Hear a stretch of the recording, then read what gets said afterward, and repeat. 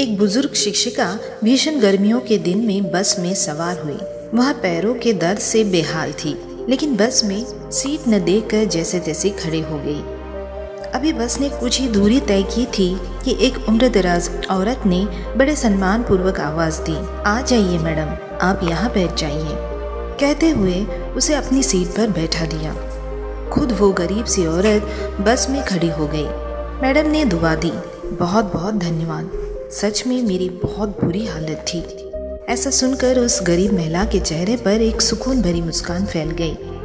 कुछ देर बाद शिक्षिका के पास वाली सीट खाली हो गई, लेकिन महिला ने एक और महिला को, जो एक छोटे बच्चे के साथ यात्रा कर रही थी और मुश्किल से बच्चे को ले जाने में सक्षम थी, उसे सीट पर बैठा दिया।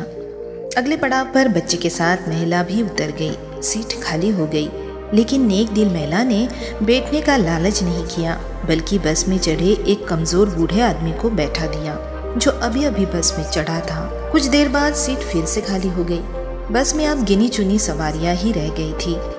अब उस अध्यापिका ने महिला को अपने पास बिठाया और पूछा, सीट कितनी बार खाली हुई, लेकिन आप लोगों को ही बैठाती रही, खुद नहीं बैठी, क्या बात है?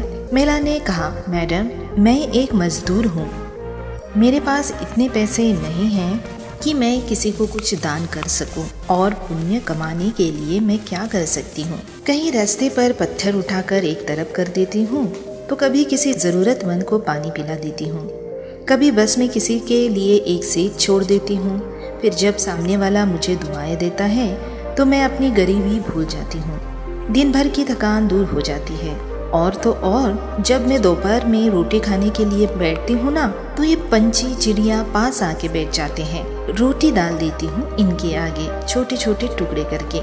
जब ये खुशी से चिल्लाते हैं तो उन भगवान के जीवों को देखकर मेरा पेट भर जाता है। पैसा धेला ना सही सोचती हूँ, दुआएं तो मिल ही जाती है ना मुफ्त में, फायदा ये है ना, और हमने लेकर भी क्या जाना है यहाँ से।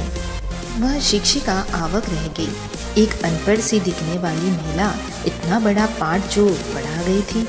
अगर दुनिया के आधे लोग ऐसी सोच को अपना ले तो धरती स्वर्ग बन जाएगी। न्यू दिशा मोटिवेशनल चैनल के और वीडियोस देखने के लिए लाइक करें, शेयर करें, सब्सक्राइब करें और बेल आइकन बटन को दबाएं। देखने के लिए धन्यवाद।